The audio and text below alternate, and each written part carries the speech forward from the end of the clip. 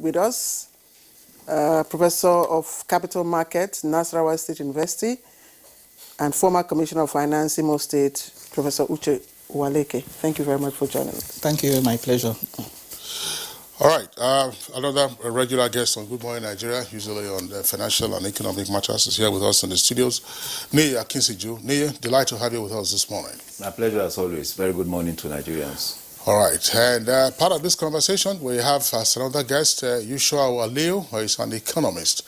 Yushua, pleasure to have you with us on the program this morning. Good morning, Nigeria. Thank you. All right, so gentlemen, let's begin the conversation by getting your general comments, as it were, on the key points of the President's presentation of the appropriation bill before the joint session of the National Assembly. Honorable Igariwe, let's begin with you. Thank you. First and foremost, I think the National Assembly is happy that the budget came when it came. There is this understanding that we should revert to the old cycle of having a January to December budget year. Before now, we used to have it much late, sometimes in November, and we're expected to turn it out before the end of the year, which has always proven impossible. So this time around, it has come in October, and the leadership of the National Assembly has already promised that National Assembly members, the National Assembly generally will swing into action to make sure it comes out so that we follow that cycle. So first and foremost, I think that is the strongest point in what Mr. President did yesterday. Then, of course, well, you know the budget just came yesterday. It's still going to take a while for people to deconstruct it and take certain positions. But I think there are a lot of things already I have seen that are positive about the budget. One is the emphasis on completion of ongoing projects. So it's no longer a situation where government just wants to impress by announcing all sorts of projects. The focus this time is to complete ongoing projects, which I think is a very good one. Also, I have seen that there's a marked increase in what was allocated to the health sector. In fact, I think 167% increase in the health allocation, 167% increase in health, which I think is quite important considering where we are just coming from. I mean, the pandemic. And then I think there is also a 65% increase in what is allocated to education, which I also think is a very big positive. So I think generally, by the time we look at the budget more critically, if there are things we think ought to be done in terms of aligning with the government's intention of resetting the economy, coming back from where we are coming back from a recession, and of course being afraid that we may be heading to another one. So I think generally if there are things we need to do to fine-tune the budget to get what is intended, the National Assembly will do that. Given the exigency of time, Yes. and the fact that the President, has pleaded with the National Assembly to speed up, the passage of the bill so that we could commence the fiscal year properly. Yeah. Will the National Assembly do a critical analysis, critical check, passing through the process, or is the budget on its own, explicit for minimal inputs from the National Assembly? Well, is it complex? Is it a complex package? The National Assembly must do their job properly. But again, you see, it's a collaboration between the executive and the legislature. And importantly, Mr. President made the point that ministers, heads of MDAs must come and defend their budget. You don't just trust these budgets, these documents, because they are mere estimates. That's what Section 81 of the Constitution says, presentation of estimates. But you must come and defend the estimates. And normally when they come for budget defense, we expect them to also defend how they spent the previous year's budget. So it's not just about this year's budget. You also need to tell the Nigerian people what you did with the previous year's allocations to you. And part of what occasionally brings delay or what appears to look like rancor is when these heads, like the ministers, find themselves too busy to come down to the National Assembly and defend what was allocated to them or what is about to be allocated to them. So we expect that they will sit up and do the president's bidding, which is to come before the various committees and defend the estimates. If that is done, I assure you that we are Nigerians, and we are also very patriotic Nigerians. I mean, the National Assembly. We're also interested in making sure that things move for this country. So I assure you that if the executive play their own part by coming to defend these estimates, then Are you we'll likely to give up your breaks, the usual breaks? You know, this is almost mid-October. Oh, yes. Soon you guys will be on your recess for the year? No, we are not going to any. You see, the recess we just came back from it's a routine thing all over the world because there must be holidays. You also go on leave. We are not expecting. In fact, yesterday it was already announced that we have to suspend plenary just for purposes of putting every effort. All committees are supposed to get down to their committees and get ready to engage with the various ministries, departments, and agencies. All right, thank you. Naya Kinsiju, let's have your take on the 2021 federal government budget proposal. Well, I think my opening really will have to do with an interesting coincidence. Yesterday was October 8th when the president presented the budget 2021. It was actually exactly a year, same October 8th, 2019, when the president presented the budget 2020, you know, at the National Assembly. So I don't understand, you know, the precision, as it were, where you have the same date. But I think if it's deliberate, it's good. Well, it would also mean that a process has been institutionalized. And institutionalization, to my mind, seems to be the evolving character, you know, observed in the budget, as it were. I observed that the president talked of presenting a finance bill, you know, which is the global best practices. For every appropriation bill, there's supposed to be a finance bill, and we starting 2020 budget. We recorded that starting 2019, 2020, and it's coming with 2021. I also observed the tax statement, which is supposed to be one of the requirements of the Fiscal Responsibility Act 2007, that you are supposed to highlight the tax profile for the country. The president talked about that too, because even now many people don't know exemptions, commissions, discounts, and all that in our taxing universe. So that would also help the implementation of the budget by also providing enlightenment dimensions for Nigerians, especially those who will be part of the budget. I think more interesting is the philosophical undercurrents of the budget. Budget of economic recovery, of strengthening resilience, and of course social inclusion.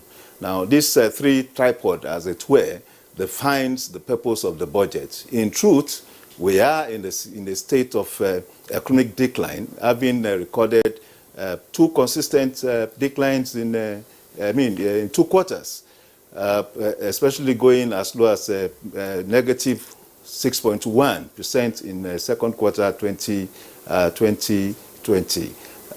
And the president had already talked of the possibility of another decline in third quarter 2020, as it were, and that would suggest us going into a recession. You know, to my mind, I think the president has already established a pedigree as an expert in taking us out of recession. I like to always go back to 2014, 2015, though it was not much orchestrated at that time, but figures between second quarter 2014 and the second quarter 2015 show that we were actually in a recession because we declined from a high of 6.53% in second quarter 2014 to a low of 2.35 in second quarter 2015. And it wasn't until the president came in the third quarter 2015 that we actually had a rebound, from that 2.35 to 2.84. And unfortunately, the Niger Delta bombing started at that time, and that also now, inclusive of the price crash of crude oil, that took us back into the recession territory. It was able to take us again out of that same recession in 2016, 2017.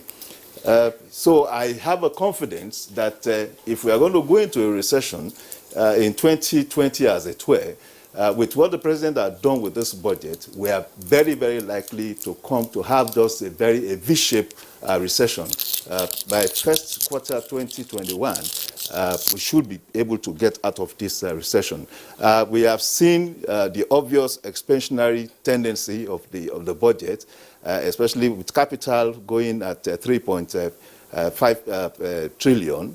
It's I think it's the highest so far, though it's still below the benchmark, the targeted benchmark of 30% of the budget. But so far, in terms of capital expenditure budget in our allocation, it's still the highest. And the segment allocation are also interesting because, like the Honorable said, I observed that the president is looking at creating more functionality in the social responsibility functions of the government, especially with the 127 billion naira to capital in education, 132 billion to capital in health. And that's still different from the MDAs that are related, MDAs and special agencies that have related functions, like the UBE, for instance, Universal Basic Education, TED funds, and other such agencies that we also have. Can I just put you on hold, all right. Mr. Akinsojo, before you end our program? All right, okay. So, Professor Waleke, you heard his contribution. First of all, he described this budget as evolving. It is now evolving a definitive character. Beautiful. That's what he has said. And he also spoke about the philosophical undercurrent. But for you, in terms of peculiarities and nomenclature, what are the nuances? Before then, Claire, permit me to join Honorable here in commending the executive arm for ensuring that the proposals are coming at this time. That point cannot be overstressed. If we can get the budget out by 1st January, okay, one of the legacies of this administration would have been to repair the broken budget cycle, as it were. The last time we had a budget presented on 1st of January was before 1999. Since 1999, it has never happened. So if we can do that this time, that, as I said, that would be a major plus. And as you know, early presentation of the budget also facilitates implementation of the budget. One of the things the president said in his speech was that over 1.2 trillion, has been released, by way of capital spend in 2020. And every MDA, okay, has a minimum of 50% of its capital requirement. Yeah. And that was made possible because of the early implementation of the 2020 budget, which started in the first quarter. Okay, so as I said, the executive arm deserves commendation. Now, having said that, we also know that implementation is a function of, meeting the targets that you have set for yourselves. And speaking about targets, I think that the parameters are a lot, realistic. Just talking about the $40 per barrel oil price. If you take into cognizance the fact that even for this year, when we use $28 per barrel, oil price averaged 40.7, up till June, according to the president in his speech. And for the production, the crude oil production, okay, we are using 1.86 million barrels per day. And I also think that is realistic, because even this year, with the OPEC cuts and so on, we were able to do 1.88 million barrels per day. The 2020 budget was on 1.8. Okay, so really, this year, the challenge didn't come from the oil revenue. The challenge has come, as the president admitted, from the non-oil revenue, particularly the independent revenue, which was why the president is now saying that MDAs will now be required to put a cap on their cost-to-revenue ratio, that their costs now will be closely monitored, unlike what used to obtain. That's one of the new things in this. Yes, in this budget. And of course, talking about the structure, I would also say that it does appear that because it takes discipline really, to follow through, a budgetary process that says you must also accompany the budget proposal with with getting the Finance Act approved.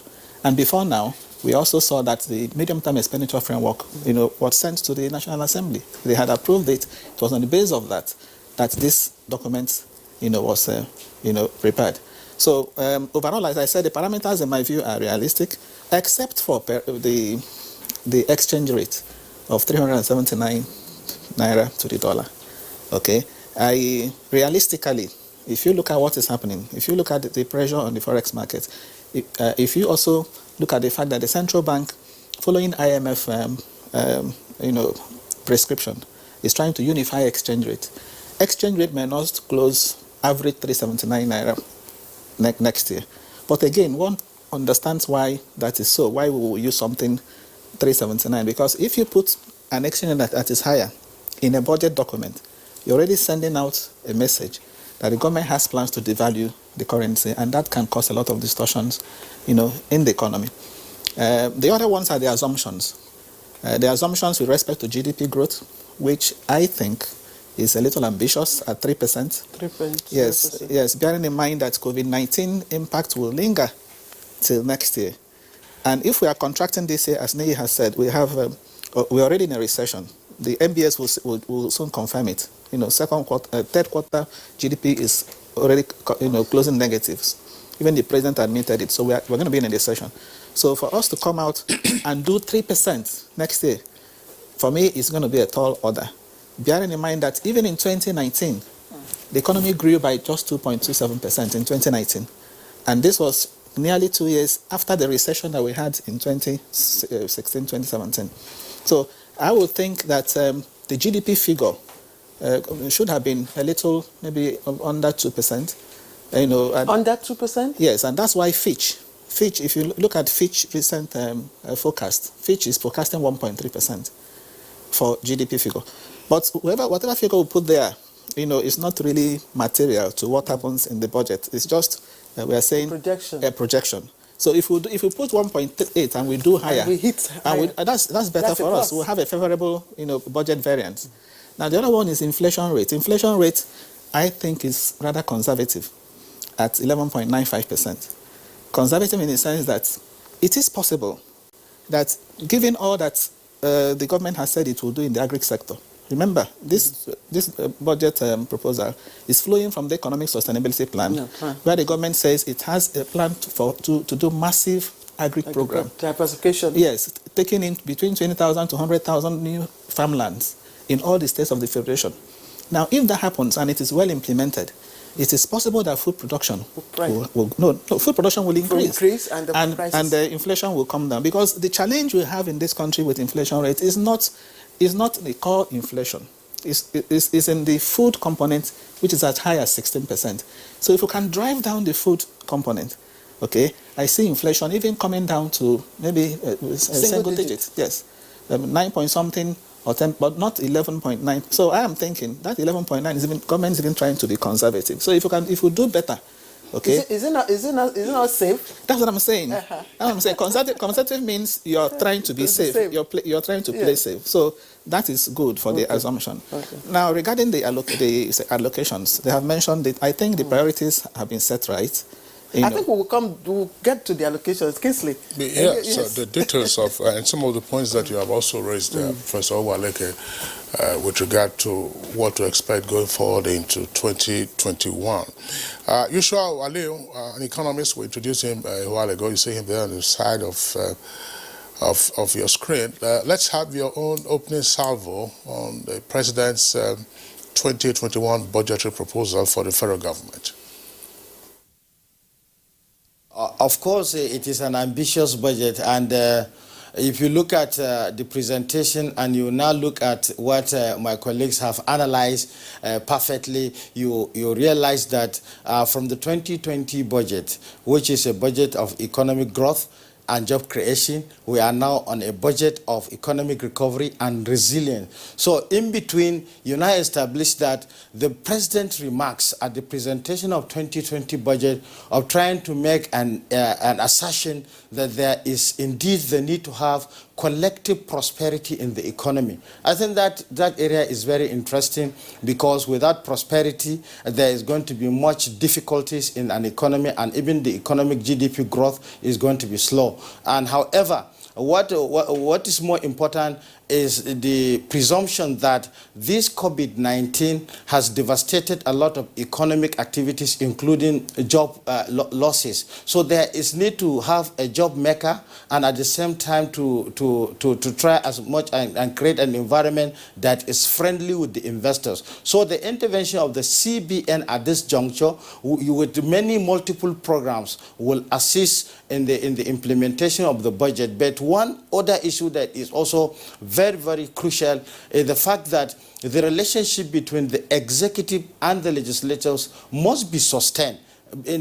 Because if it is not sustained, there is likelihood to have some imbalances in the economy. Most of the assumptions made, most of the parameters said, most of the macroeconomic aggregate that were put together to establish a 13 trillion investment is an investment trying to look into what is likely to happen to world economy, not only Nigerian economy, because the global recession as it is now is widening. So that tension, that investment that is likely to happen above 33 trillion is going to slow the process. And again, another issue which interests me in the budget is the issue of social investment. Social investment in the oil-producing areas. I have said it times that number, the contribution of oil in this economy must always be attested, must always be dignified by investing in the production zones. Investing in the production zones is to maintain the relative peace in the region, and at the same time there is also need by especially Ministry of Finance to enhance the IGR beyond government corporations, the tax system, the inland revenue, and most of the generating agencies which play a greater role in trying to ginger and protect this instrument. They have to do better than before, because what we are expecting in 2021, after the January 1st, we are expecting a boom in the sense that we are expecting a lot of economic activities. A lot of economic activities, because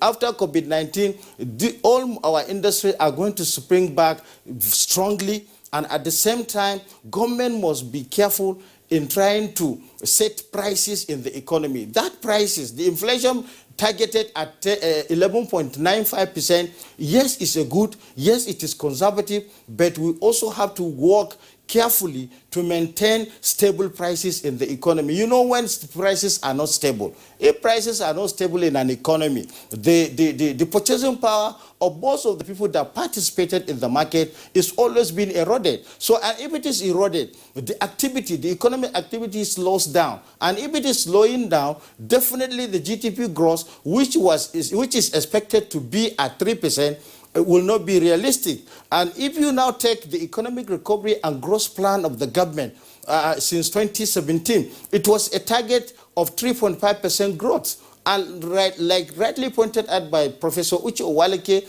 in 2020, it was around 2.7%. So if the GDP growth, if it is as low as 2%, compared to the targeted economic recovery growth plan of 3.5%, now that we are targeting 3%, there is need for all stakeholders to be more on table, because that resilience that is attached to the budget title is serious enough to understand that the economy is coming out from a stressful situation where there was recession in 2016, and there was fragile recovery, and that fragile recovery is now facing a threat from the global recession as a result of a pandemic. So I think it is a good budget, and it is a very good investment, and I hope the operating agencies, more especially the MDS, will carefully implement as at when due. And again, I want to emphasize the fact that in 2020, this is in the very long history of our budget process, that this is the first time in the first quarter, as President highlighted, first quarter capital has been started to be implemented. So it is good to sustain that, but the release has to also be more. Well, sorry, we'll get back to Yusha Aliyu, who, of course, has joined us from our studios. But we have someone just joined us, Senator Jibrin Barau, who is the Chairman, Senate Committee on Appropriation. Distinguished Senator, thank you for joining us. Good morning. Thank you for having me.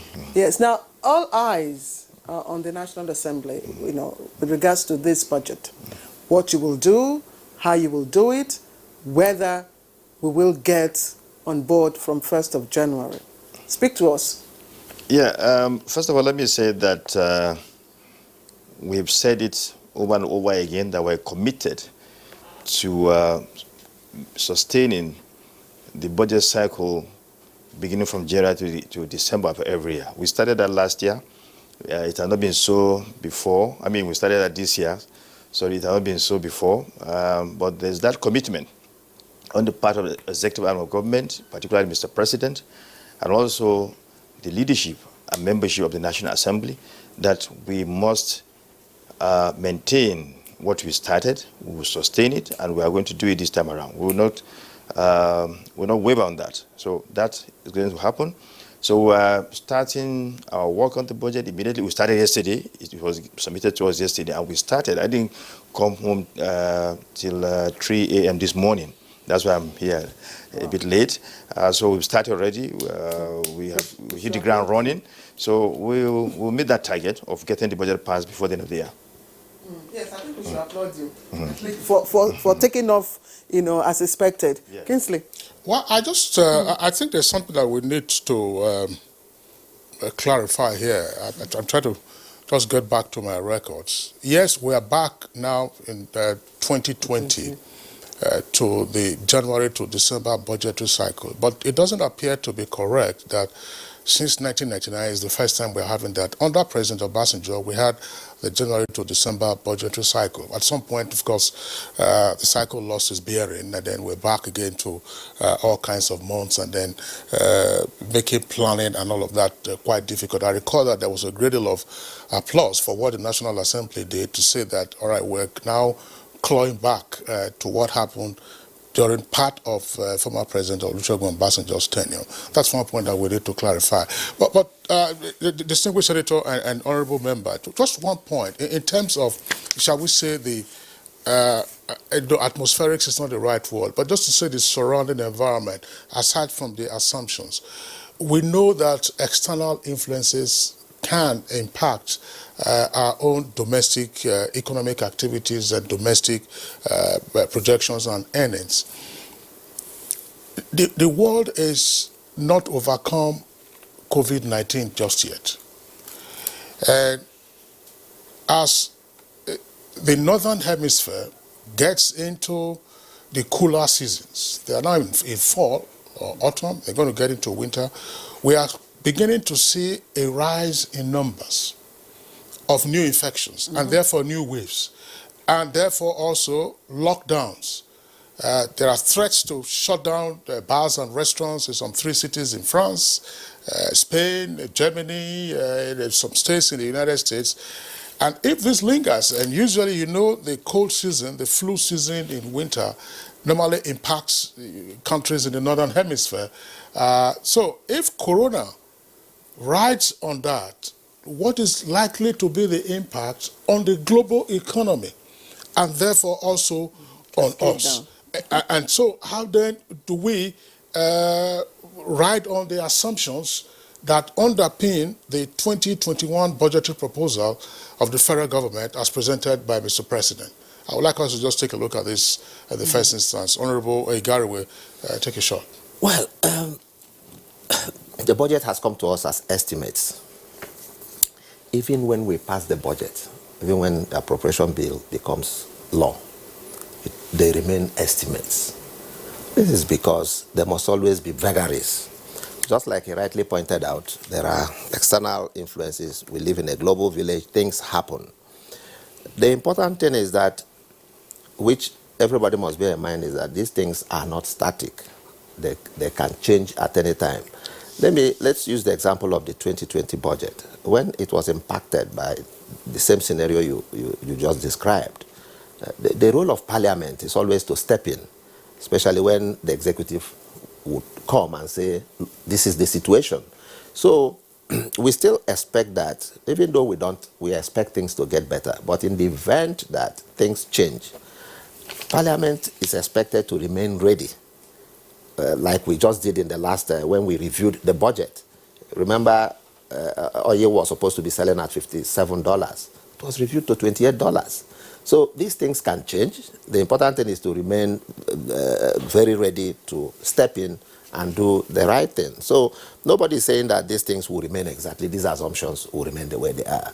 They remain things they are inspiration. These are things we aspire will guide the budget. But if circumstances change, Parliament will also change by stepping into either review the budget, because the law permits it. So that is what I think. Other than that, we can only but assume this or that. Distinguished Senator Jibrin. Well, as said by the Honorable, no situation is sacrosanct. Things like that are not sacrosanct. There may be reasons why we may have to look at the budget again, but I want to say that the coronavirus has brought devastation to the global community, particularly the economic side of the global community. But then it was something new to us. But now we've learned even the treatment, the treatment to the disease. Initially, there wasn't that idea on how to even confront it. But as time went on, strategies are now being deployed to deal or to mitigate the effect of that disease. So also the economic angle, we've known how devastating it is. So nations are now beginning to think of how to deal with it instead of locking down the economy just as we did the other time. So there are countries are devising ways of dealing with the effect of disease as we speak. So I don't think it will affect the spike in the disease in the northern hemisphere will not really affect our economy just as it did initially, because we've known it, we know how devastating it is. So we are going to devise means, even as a nation, on how to deal with this the likely new scenario that will come up from what you've just said. Of course, the price of crude, which is the mainstay of our economy, is always affected by what happens there. Like the winter, sometimes, when the things were normal, during winter, there's that urge to, buy more petroleum product because of the heating of the homes of, those countries in that region. And so it used to boost our revenues. So, but we are watching, and we devise means to deal with the likely scenarios that may come up from this fact that there may be spike of coronavirus in months ahead. The president made a passionate plea that in considering the package, that you should pay more attention to revenue generation rather than the expenditure. Distinguished Senator. Yeah. Well, even before the president made that pronouncement, it has been part of our agenda to make sure that we boost our revenue earning capacity, particularly by putting, those revenue earning agencies on their toes so that they can perform more than what it has been, because we know they have the potentials. The potentials are there, but there are revenue leakages, there are wastages in terms of their expenditures, and that impacts negatively to the size of our consolidated revenue fund. So when putting pressure on them, in fact, you could see how we went on to deal with the MTF this time around. It was quite different from the way it used to be. We had to call them, ask them about how they've been able to run their affairs within last year, their revenue targets, and how they went to, how they were able to perform in terms of meeting those targets. And there were a lot of scrutiny. We scrutinized their books very, very well, and they've understood that they need to really work very hard so that we can make more revenues, and that will help us to cut down on our borrowings, because we need to borrow to develop our needed infrastructure to rejuvenate our economy. And if we are able to make more money from the revenue earning agencies, then that will help to cut down the amount of money we borrow to run our affairs. It would also behoove on the members of the National Assembly to also be considerate in terms of inclusion of expenditures, in the area of project inclusion in the budget. I think the president particularly also, pleaded with your members. Yeah, the way we want to handle this matter now is not only to look at the expenditure side of the budget, to always think of what we need to do for our country in terms of capital development. We should also look at the way we earn the revenue to do these development. So it's going to be two sides. Two equations will now be very, very important to us. Unlike before that, we solely rely on oil revenues. The money comes in from the oil side of the revenue budget, and so. But now we want to really put emphasis on the non-oil revenues, so that because we know it's not. The monies are not coming in as they used to be from the oil revenue. What I'm asking? Yeah. Are there areas of need? Yeah. Of members of the National Assembly that have not been adequately captured in this budget that you might want to include, so that Well, it's too early to do that. The budget has just been submitted to us less than 24 hours ago. In fact, that's why I was a bit reluctant to even come for this program, because we need to study the package. You have about 5 or 4 volumes, of documents. So you need to look at that and scrutinize those documents to really come up with your own view of what is contained in the details of the budget. So we have not done that now. So we still need more time to study the budget, and then so that we can make an informed, a suggestion, or say our views about what is contained in there. So for now, I really cannot say, because we've not seen what is in the detail. All right, thanks a lot. Professor Uchewale, you wanted to respond to the likely impact or otherwise of external influences. Yeah, thank you. The first is to say that a budget is supposed to be a short-term plan, planning instrument, and it is not cast on stone. So I'm sure if there is any need to revise the budget, the revision, will be done. My sense is that any new wave of the pandemic, coronavirus pandemic, may not be as widespread as we had, during the first wave.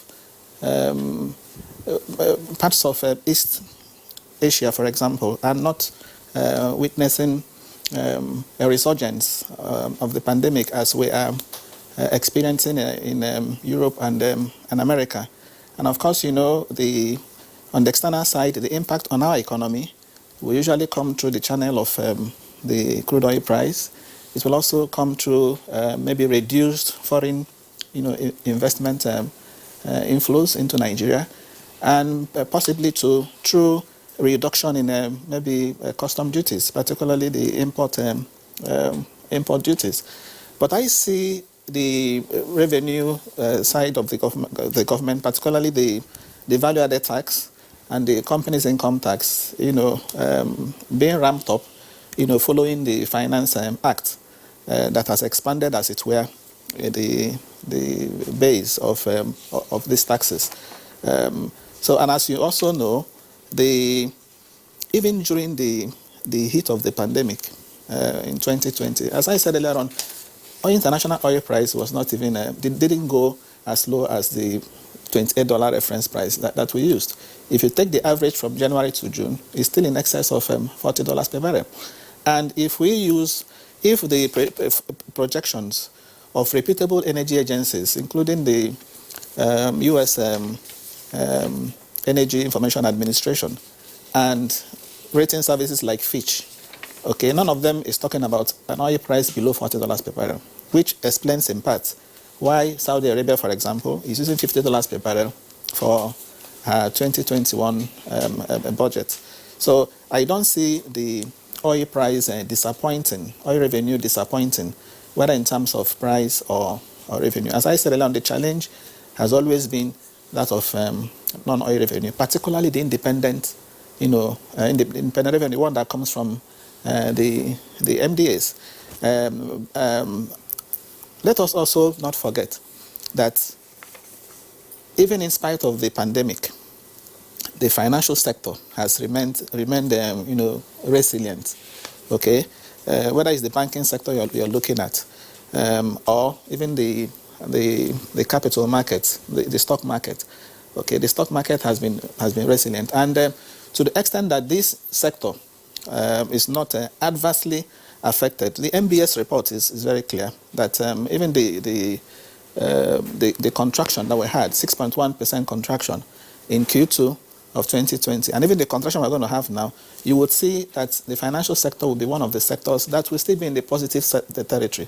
So as long as that sector is not adversely affected, I don't see any serious hole, if you like, in the 2021 But there are also budget. issues with supply chain disruptions. I mean, just to say, the heat of the pandemic, we saw what happened.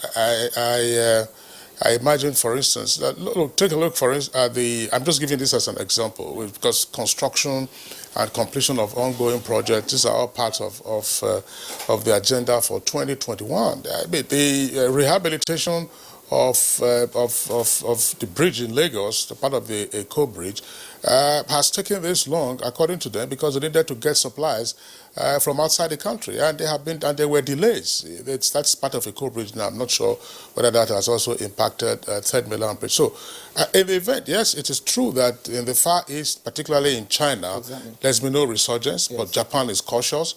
But mostly in Western Europe and the Americas, we're having this chill, as it were, and the contagion is something that people are likely to be concerned about. I just want to bring in again Nei Akinseju on this aspect to say, look, are we sufficiently mindful, as it were, of global occurrences, and therefore how much economic forecasting do we have on our hands to underpin the assumptions and what we are seeking to do in 2021? I think what is essential is our assumptions for the budget are more or less based on worst case scenario, perhaps with the exception of the gross domestic product targeting. At $40, there seems to be a consensus around global operators, inclusive of Platts, that it's likely the price of crude oil will be sustained at that level. And again, fortunately for us, I think perhaps with the exception of India, our major trading partners, Netherlands, China, are more or less are stable, and well, I don't want to say immune, but stable and perhaps ring-fenced, as it were, from the pandemic, from the effect of the pandemic. China has already gone on the growth trajectory. The industries and manufacturing returns, especially their PMIs are recording positive 50 percentage points. So for me, I think our only challenge may come from India, where there are still issues contending with the challenges of the pandemic. So to that extent, I think we can still, responsibly rely on our assumptions, especially for crude oil. But I think more than that, the targeted earnings, organic earnings from the economy, as it were, stated at 7.88 trillion. The more than 50% of that will be coming from the government-owned enterprises, and that is why I think that is where I think the National Assembly will have to do a lot of work, supervising, superintending the government-owned enterprises. Yes, the president had also made a policy of deploying directors from the Ministry of Finance and I think other designated ministries to supervise directly the government-owned enterprises, especially in terms of their earnings to their operating costs. So a lot of projected earnings had been swept into expected, swept into anticipated incomes, revenue side of the budget, and going forward, there's a 4.28. Borrowing. I think the bulk of that borrowing, will come from the domestic market. Fortunately for Nigeria, we have a robust capital market. We will be depending on our domestic market for the borrowings, and when you also couple that with the fact that cost of borrowing in Nigeria are now more or less flattened out, when you compare it to what it used to be in 2017, 2018. Most fixed income, especially at the treasury bills level, are talking about an average of 2.5%, 2.9%, and at bond at an average of 9%. So borrowings in the domestic market is quite low now. So I think bulk of the borrowing, 4.28 as it were, will be coming from the domestic market. So given this scenario, it's easier, to relate with the assumptions, as it were, and except something dramatic happens, what we have now, I think, is sustainable. All right. Thank you very much, Nii. Claire? Okay. So let's just take a short break and we'll come back. We'll continue with our conversation.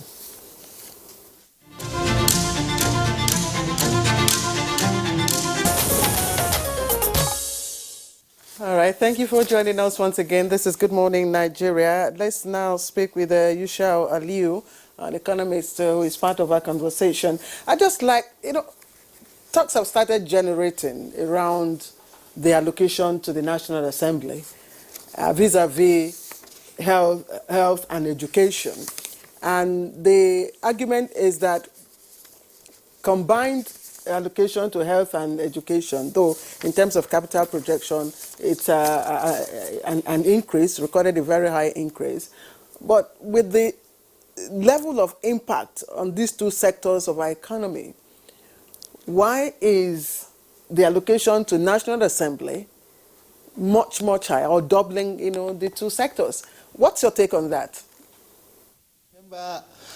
Vividly, we have been calling for harmonization and then harmonization of relationship between executive and judiciary, and taking a note to understand that in this modern democracy, the three arms of government must work separately. By working separately, there must be separate budget for the executive, there must be separate budget for the judiciary, and at the same time, separate budget for the legislator.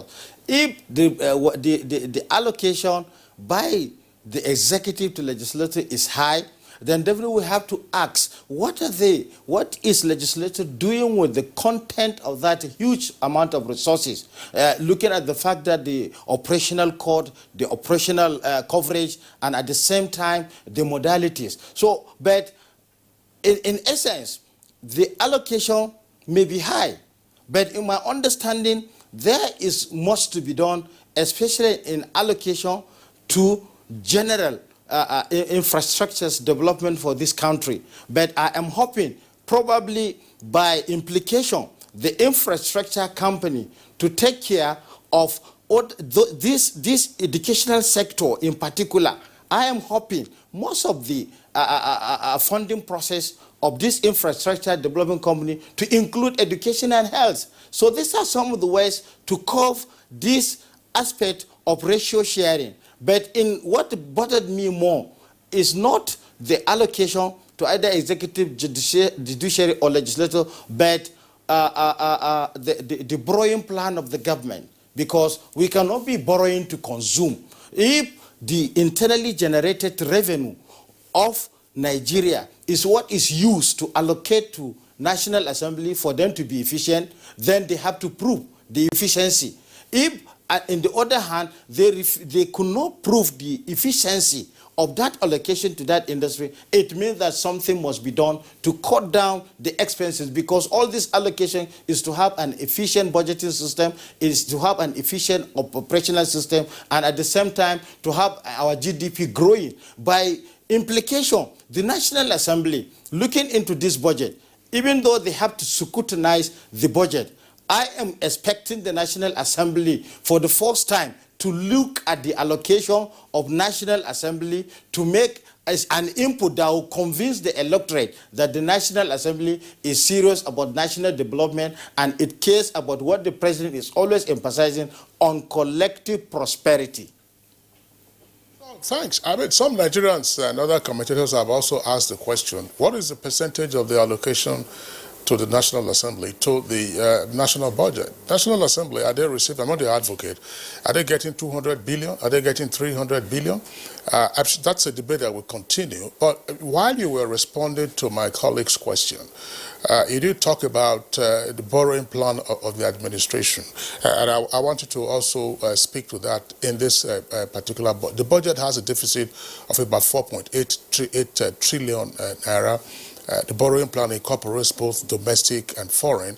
Nia Kisiju, speaking a while ago, said he was hoping, I don't think he was making a declaratory statement, that a lot of the borrowing will come from the domestic environment. But in terms of debt servicing, we are seeing that in 2021, according to the proposal, there will be an increase of 1 trillion naira on top of what we are using to service our debt this year. Now, their voices have been raised as to whether we are overstretched, whether we are getting to a point of overborrowing, or whether we couldn't begin to explore other sources. What are your thoughts? I think National Assembly getting about 128 billion is a serious commitment that requires serious action and execution.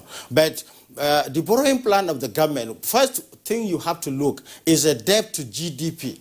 If Nigeria presently, look, Nigeria is at 35% debt to GDP ratio. So, and the Fitch rating company, for instance, has targeted that the maximum at which it will be worrisome for an economy is about 77% to GDP. That is as far as debt is concerned. So Nigeria is still within the level at which we borrow. But the borrowing plan has to do with the type of borrowing, where to borrow, and at what cost, and what is a moratorium. So these are some of the issues that probably we have to take more attention to look, and at the same time, looking at the commitment of the government with a very serious deficit. The reason for the deficit also has to be understood.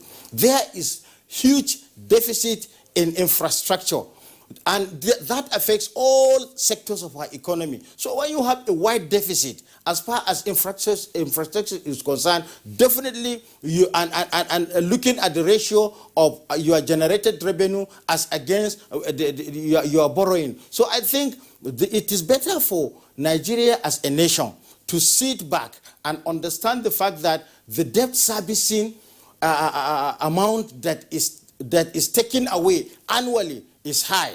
Because if it is high, remember you mentioned at least an additional 1 trillion to be paid. That 1 trillion, if you invested in education, assuming you are not borrowing, If you invest 1 trillion in education, it will seriously affect the development of education in Nigeria. But I think what we need to do, since we are in this threshold, and because of the resilience aspect of our economy, there is need for the Ministry of Finance to carefully, along with the debt management office, to carefully analyze our borrowing plan based on the new development plan.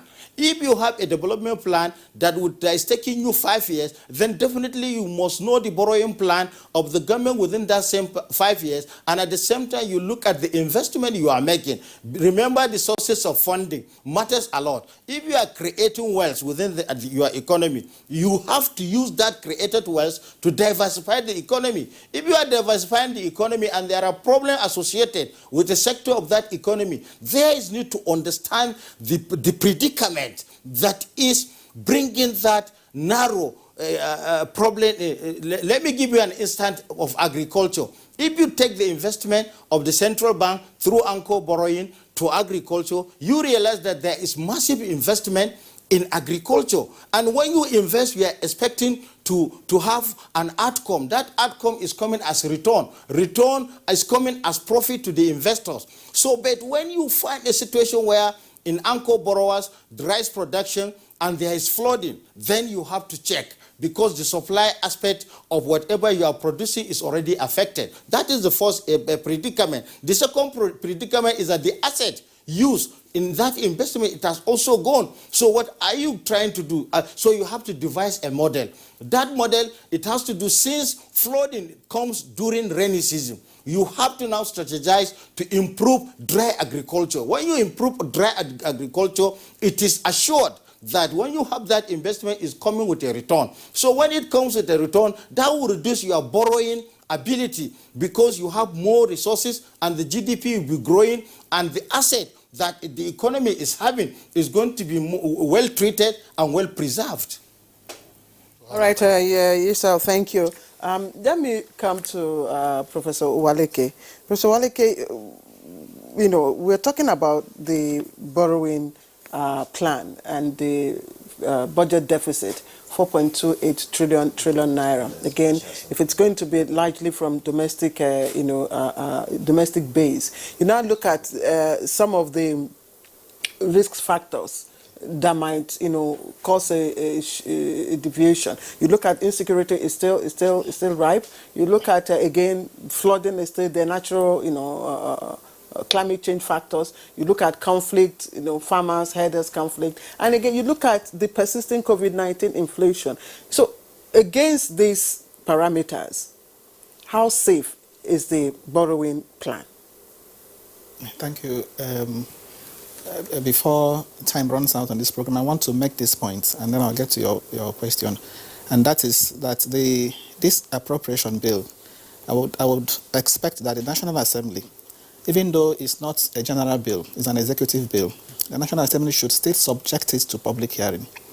That way, they'll be making it participatory, consistent with the provisions of the International Budget Partnership. So I want them to subject to the public hearing so that some of these issues, can come up.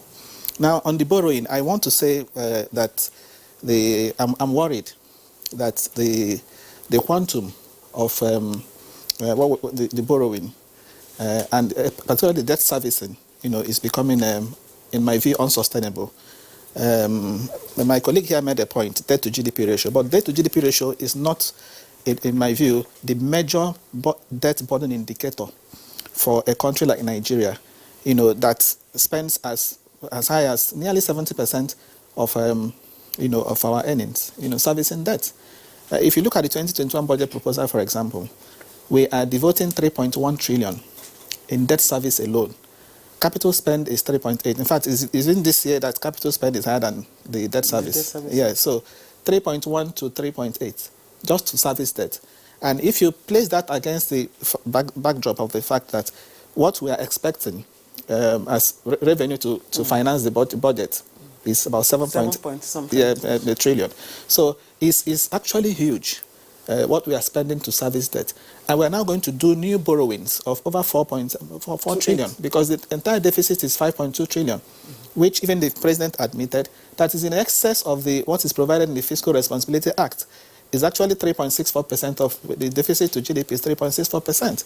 The Act provides for 3% cap, and we are doing, above that cap. So I think we are the borrowing is a little on the high side. And the question is, what are the alternatives? What are the sources? Yes. For me, the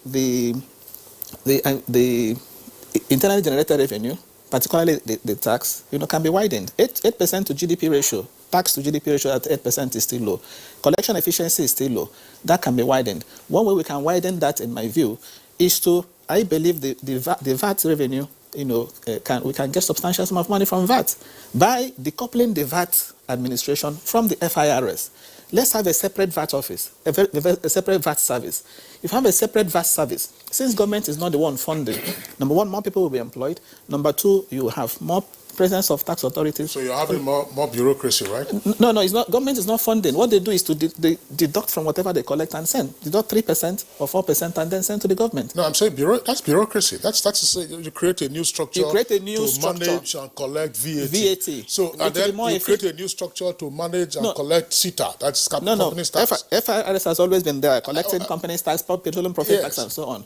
But for VAT, because of the growing importance of VAT, there needs to be a VAT service. Ghana did it, in the past. That's one. Number two, I also think we can get more money from privatization. In the 2021 budget, what is there is just 200 billion. We can get more money from privatization, and that's why I'm not too happy that the new petroleum industry bill, which is going to the National Assembly, has changed the format of the PIGB. PIGB had provided for the privatization of NNPC. 10% of NNPC should be taken to the stock exchange within the first 5 years of incorporation of the new national petroleum company. But now the PIB is not talking about commercialization, so it's no more talking about privatization. So it's only when we privatize government-owned enterprises, sell part of those things, that we can quickly realize some money. Government will still have controlling interest. So we can get more money from privatization. We can get more money by expanding the tax, net, as opposed to this idea of borrowing. Yes, we have a deep... Net, not ratio. Yes, we have a deep debt capital market, just as he said, But the point is that you're borrowing and you're still committed to servicing debt. In the 2021 budget speech, the president said, with respect to debt obligations, that they have been up to date. And you have to be up to date.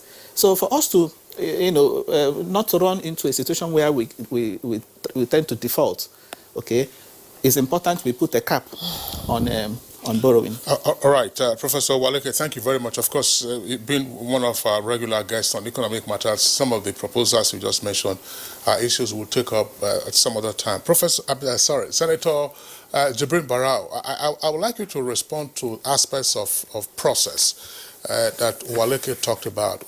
Professor Waleke says that it might be useful, I think we saw a bit of that, to say, look, expose the appropriation bill to public hearing. That's one leg I would like you to respond to. The other leg is what Honorable Igariwe also spoke about, and that has to do with the defense of the budgets by the MDAs. Mr. President says all heads should on their own appear, but we do know that over time this has always been a sore point of interaction between the lawmakers and the heads of the MDAs. How might the process be smoothed? In other words, what, in your opinion, were the challenges?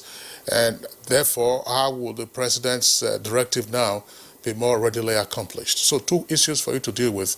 Exposure of the appropriation bill to public hearing, and then facilitating the defense of budgets by the MDAs. Well, before I come to that, let me quickly respond to the comparison that was made between the allocation to National Assembly and to just a ministry in government.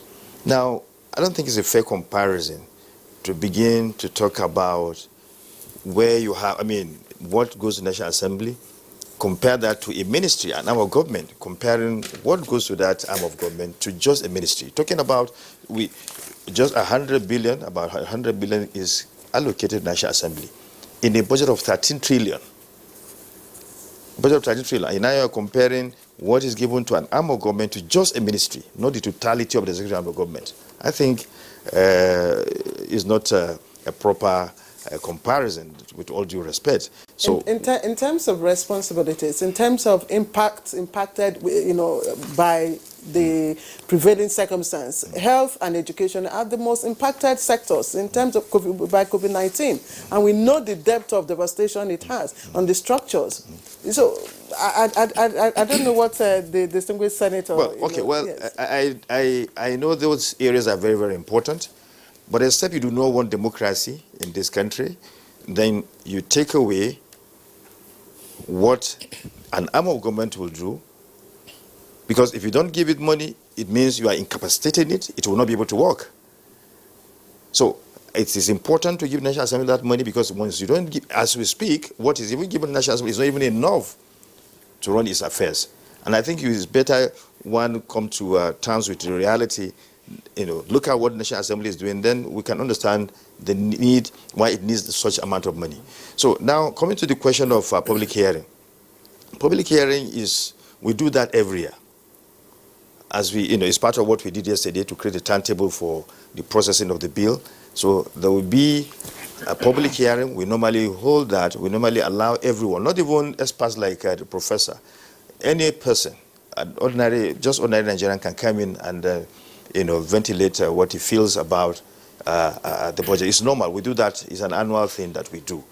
And the other question of how the leadership of the MDAs will come in will interact with us. It's a normal thing. We do, it's a normal thing. They do come in to defend their allocations. Sometimes you find some not coming to do that as expected of them, but the trend has changed.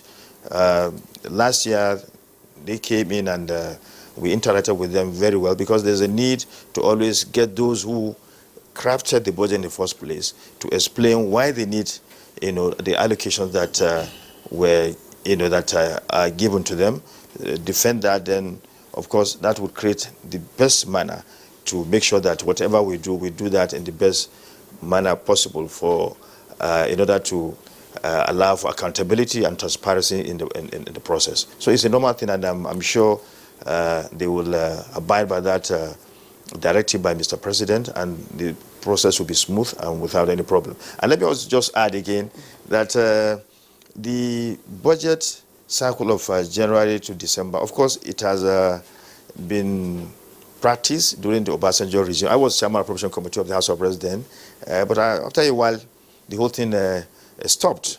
So we are now redoing it again. So we are not saying it has not been done before. It was done before. We are part of it. I was part of it. During my time as a chairman of the Appropriation Committee of the House of Reps, we were able to do that. But again, later it stopped. What we're looking at is sustaining it. Yeah, exactly. Sustaining it. Exactly. Honourable Member, you want to respond? Just to agree with my most respected senator, that there's often this misconception about the allocation to the National Assembly. And like he rightly pointed out, it's a full arm out of the threat is one arm of government. The National Assembly doesn't have a library. Perhaps the only National Assembly in this world that doesn't have a library. It's not that we don't need books or that we don't like to read books. We can't even afford a library. I know the National Institute of Legislative Studies has been trying to put up a library, and I know they have been looking for 500 million naira to complete their library project. But it's not often there. Who does the budgeting for the National Assembly? I mean, when you say honorable, yes, when you say the National Assembly doesn't have a library, yes, some persons might respond. It was in this year's budget. I think they brought out during the pandemic. They said they brought out some of those imported vehicles that the National Assembly members were supposed to have had. Some persons were arguing, why didn't you get a local manufacturer to supply you? So, that of course was a piece of fake news. It must be pointed out that was a bit of fake news. Fake news. There was nothing like but that. the point is that, look, instead of buying cars, those expensive cars, why don't you go and build a library? No. I'm not saying we have not commenced one. I'm just saying because of paucity of funds, Niels has been shopping for 500 million naira.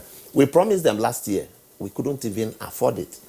If you were in the National Assembly chambers, House of Reps chambers, when Mr. President did his presentation, and you looked at the roof, you will see leakages everywhere. It's not that we like to sit under something you don't know the integrity, whether it will even fall on you. We still operate an analog National Assembly. If we had funds, we will apply those funds to some of these things. Nobody will have money and won't want to take care of himself. So the point I'm just making is that it's not as if we irresponsibly utilize the money. But what we are saying is that it is not even enough. But when you hear 100 billion or 128 billion, it looks, but like you rightly pointed out, what percentage is it? It's not up to 3%. It's talking of an arm of government constraining itself within 3% of 100%. So what are you doing with the other almost 97%? So it's not something people should get over sentimental about. That's the point. All right, thank you very much. I know that you probably have been loading your arsenal to respond to the issues relating to the borrowing plan, debt servicing, and all that. I wanted to make a comment on that before we wrap up. But there's also something, although we are pressed for time now, I won't raise that issue. I'm sure in some other conversation we'll raise it. But the borrowing plans, more particularly to which you were speaking earlier, about the debt servicing, in 2021, we're going to have a top-up of 1 trillion above what we are spending this year. And everybody's saying here that this could be a challenge. What I want to do is to put the record straight, really, where this government is concerned. In the business I do a lot of monitoring of government debt because I'm also interested in debt trading. It turned out, by my own personal research, that the debt secured by this government has been manageable. The burden we have are more or less legacy debts, especially when you evaluate these debts at the dollar rate. By 2015, the federal government debt, foreign debt, was stated at $10 billion. But the domestic debt equivalent in dollar rates was stated at 43 plus, close to $44 billion. 2020 June, by the DMO site, you have foreign debt going to 27 billion and domestic debt at $43 billion. Now, what that tells me is that what this government is responsible for in the last 5 years, as much debt as it has been collecting, is just about $17 billion. So what the government is actually doing is actually servicing, legacy debt, as it were. All right, Niyi, thank you. Niyi Akinshijo, financial analyst. Of course, joining us on Good Morning Nigeria. Many thanks for your perspective. Thank you. Let me also appreciate the distinguished Senator Jibril Burrell, Chairman, Senate Committee on Appropriation. Thank you for making it with us this morning. Thank you for having me. Thank you. We appreciate you. And the Honorable, of course, Member of the House, Deputy Chairman, House Committee on Appropriation, Idoma Igariwe. Thank you very much for joining us on this conversation. Professor Uche Waleke, Professor of Capital Market and former Commissioner of Finance in Imo State. Thank you also. And Yusra Aliu, an economist, thank you very much for your perspective on Good Morning Nigeria today. And, yeah, that's all right. Claire, we know we had the number of tweets. Regulars, Leo Fadaka, Adamu Kacha, Festus Akimboyewa, Ibrahim Modu RJ, Chris Simeon, Utulo Sunday, Ibrahim Abdusalam Bello, Law Alpha C, Suleiman Babagana, Mutana Farouk, and others would like to appreciate your tweets that have come in. Of course, as I said earlier in the course of this conversation, Comrade Ngala and others too, there's a subject that we're going to have to return to, and a number of the issues, of course, you pointed out in your tweets were addressed exhaustively by our guests on the program today. So on that note, I thank our viewers for tuning in. Good Morning Nigeria returns on Monday, same time, 7 o'clock in the morning. Until then, enjoy your weekend, but remember, take good care of yourself and others. I'm Kingsley Osadolo. I am Claire Dilabo Abdul Razak. Thank you for joining us. And don't forget to observe your social distancing, wear your face mask.